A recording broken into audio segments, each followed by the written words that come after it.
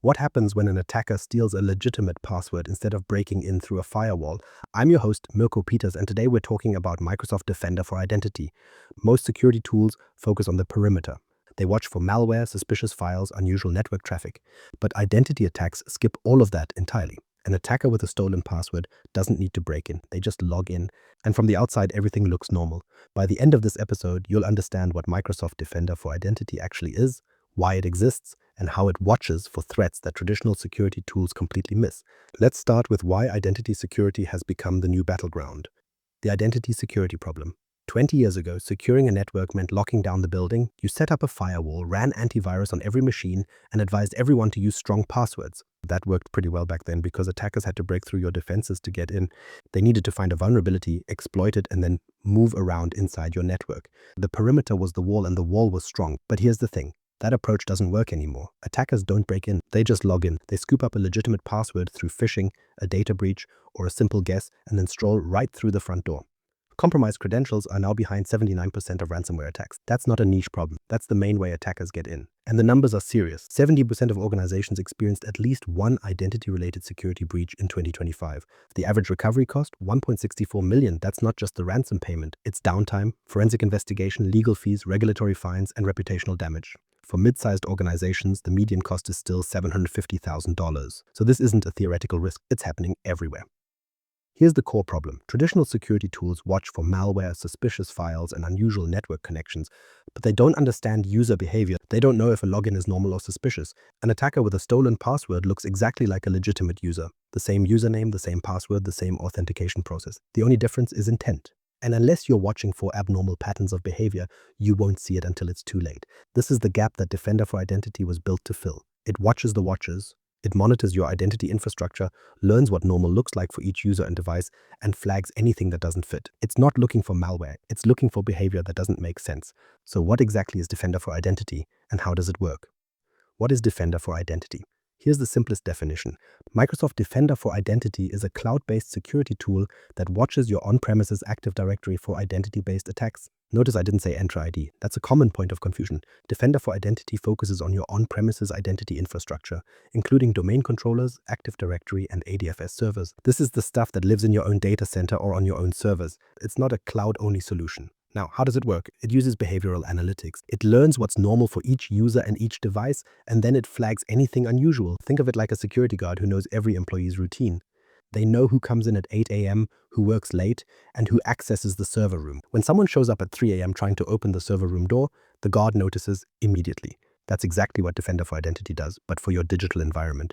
Let's clear up what this tool is not. It's not antivirus, it's not a firewall, it's not a patch management solution. It's identity threat detection, a completely different category. It's not looking for malicious files, it's looking for malicious behavior. And that distinction matters because the most dangerous attacks today don't use malware at all. They use legitimate credentials. Defender for Identity sits inside Microsoft Defender XDR, which is Microsoft's extended detection and response platform. In practice, that means it shares signals with Defender for Endpoint, Defender for Office 365, and Microsoft Sentinel. So when Defender for Identity detects a suspicious login on a domain controller, it can cross-reference that with a phishing email detected by Defender for Office 365, or a suspicious process on a user's laptop detected by Defender for Endpoint. The real value isn't any single alert, it's how these tools work together to tell the full story of an attack. A single alert might look like a false positive, but when you see the whole picture, including the phishing email, the compromised credentials, and the lateral movement, you know exactly what happened. Let's open the hood and look at how it actually detects threats. How it works, sensors and behavioral analytics. Defender for Identity uses lightweight sensors installed on your domain controllers. That's the key piece of the puzzle. Without the sensor, nothing happens. The sensor captures the data and is designed to be as unobtrusive as possible, running quietly in the background, reading network traffic and Windows events without slowing down your domain controller. Think of these sensors as the eyes and ears of the system. They capture three main types of information: network traffic to see authentication requests flowing between machines, Windows events to see what's happening at the operating system level, and authentication activity to see who's logging in from where and when. All of that data gets sent to the Defender for Identity cloud service for analysis. The sensor doesn't do the heavy lifting itself, it just collects and forwards. Once the data reaches the cloud, the real work begins. The cloud service builds a baseline profile for every single user in your environment. It learns their typical login times, which workstations they usually use, and what resources they normally access. This is the behavioral analytics part. The system doesn't come with pre-configured rules about what's normal. It learns from your actual environment, and that's important because normal looks different for every organization. When something deviates from that baseline, an alert fires. For example, a user who always logs in from 9 a.m. to 5 p.m. suddenly authenticates at 3 a.m. from a workstation they've never used before. That's a deviation. The system flags it. It doesn't assume it's malicious right away, but it raises the alert so your security team can investigate. What kinds of attacks does it actually detect? The list is long, but here are the big ones. Pass the hash attacks, where an attacker steals a password hash and uses it to authenticate. Kerberoasting, where an attacker requests service tickets for privileged accounts and cracks them offline. Golden ticket usage, where an attacker forges a Kerberos ticket to gain domain-wide access. DCSync attacks, where an attacker pretends to be a domain controller and requests password hashes. And lateral movement, where an attacker uses one compromised account to hop from machine to machine. Each detection is mapped to the MITRE ATT&CK framework, which is the industry standard for describing attack techniques. So when Defender for Identity flags something, it doesn't just say suspicious activity. It says this is a pass the hash attack mapped to technique TFUN50.002. That gives your security team immediate context about what they're dealing with and how to respond. Here's the real difference. It doesn't just tell you something happened, it shows you the attack timeline. It traces how the attacker moved from point A to point B. So instead of a single alert that says suspicious login, you get a full story. The initial compromise, the lateral movement, the privilege escalation, and the domain dominance, all connected in a single timeline. That's the difference between a tool that alerts you and a tool that helps you understand. Let's walk through the stages of an attack and see where Defender for Identity catches each one. The attack lifecycle it catches. So attackers follow a predictable pattern. It's not random at all. They go through stages, and each stage has a specific goal. The stages are reconnaissance, compromised credentials, lateral movement, and domain dominance. Once you understand these stages, you'll see exactly where Defender for Identity fits in. But what does that actually look like? Let's start with reconnaissance. The attacker has no access yet. They're just looking around, scanning your network, searching for accounts, groups, and trust relationships. They're trying to figure out who the administrators are, which accounts have elevated privileges, and how the domain is structured. They often use tools like Bloodhound to map out the environment. Defender for Identity spots this by watching for suspicious LDAP queries or enumeration attempts. An alert fires when someone starts querying for all domain admin accounts from a workstation that's never done that before. The attacker hasn't done anything harmful yet, but you know they're looking. Next up is compromised credentials. The attacker has found a way to get a password through phishing, a data breach, or buying it on the dark web. Now they have a legitimate username and password. Defender for Identity flags unusual logins at this stage.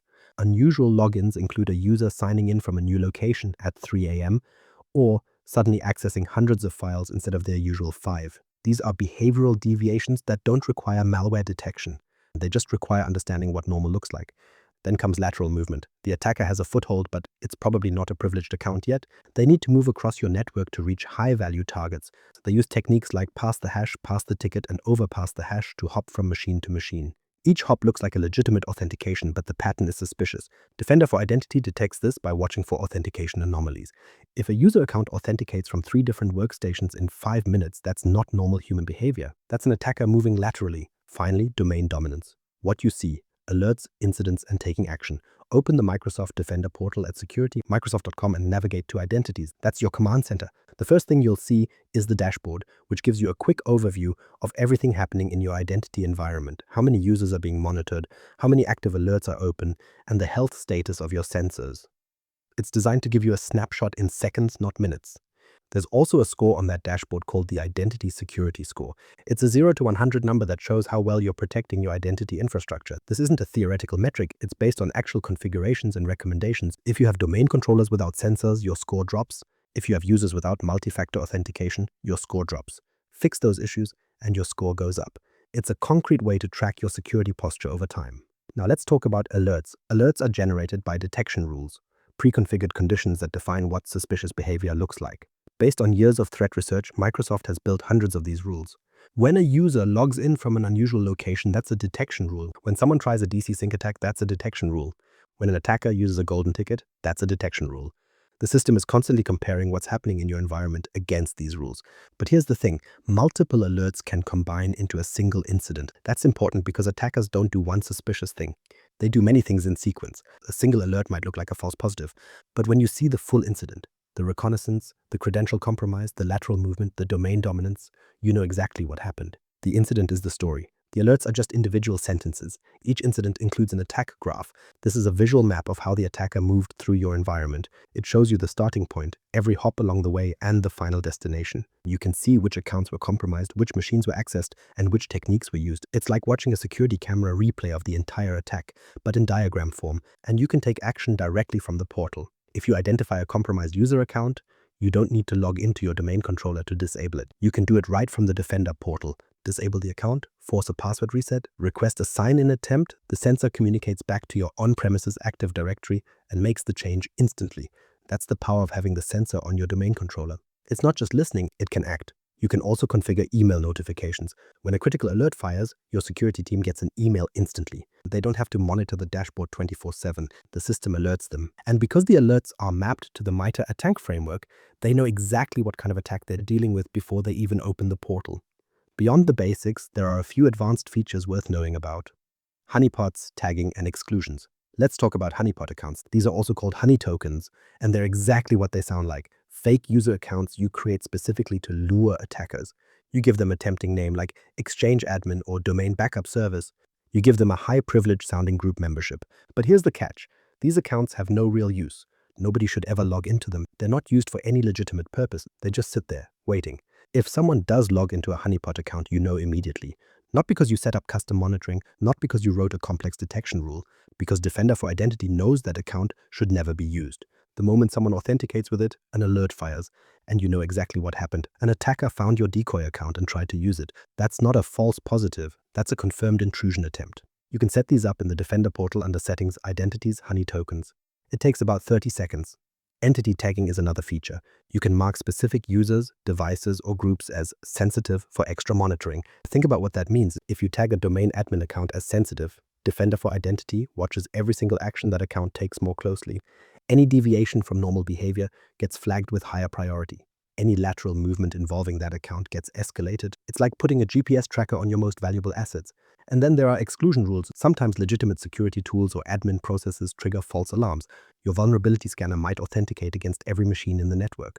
That looks suspicious. Your backup software might access domain controllers at unusual hours. That also looks suspicious. You can exclude specific IP addresses, devices, or users from certain detection rules so those false positives don't clutter your alert queue. Global exclusions apply to all detection rules. Per rule exclusions are more targeted.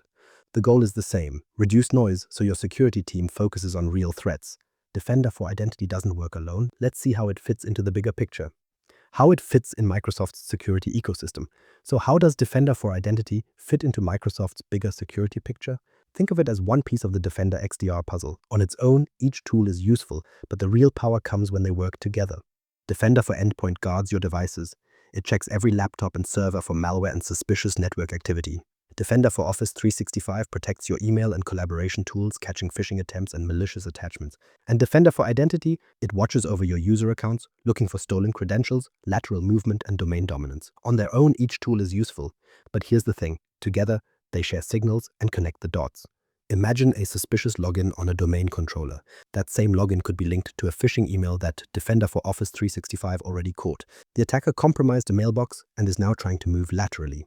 Defender for Identity sees the login, Defender for Office 365 sees the email, and the Microsoft Defender XDR platform creates a single incident. That's the difference between isolated alerts and a complete attack story. It also integrates with Microsoft Sentinel, which is Microsoft's cloud-native SIEM. That's where you go for advanced hunting and custom detections. You can write Custo queries that search across all your Defender data, identity, endpoint, email, cloud apps, and find patterns that automated rules don't always catch. And it works alongside Microsoft Entra ID protection. Here's the distinction. Entra ID protection handles cloud-based sign-in risks like risky sign-ins from anonymous IP addresses or atypical travel. Defender for Identity handles on-premises threats, like watching your domain controllers, Active Directory, and ADFS servers. Microsoft recommends using both for defense in depth in hybrid environments. The magic isn't any single product, it's how they all talk to each other. Let's wrap up with what you should do next. Here's the takeaway. Defender for Identity fills a gap that traditional security tools leave open. It watches for identity-based attacks using stolen credentials. It catches attackers who don't break in, they log in. And it's not complicated. Sensors on your domain controllers plus behavioral analytics in the cloud equals real-time threat detection. The simplest next step, check if your domain controllers are running Windows Server 2019 or above. If they are, you can activate the new sensor from the Defender portal today. There's no download, no installation, just a few clicks. Subscribe on your favorite podcast platform and share this with someone who's starting their identity security journey. And click here for our next episode on Microsoft Entra ID Protection, the cloud-side companion to Defender for Identity.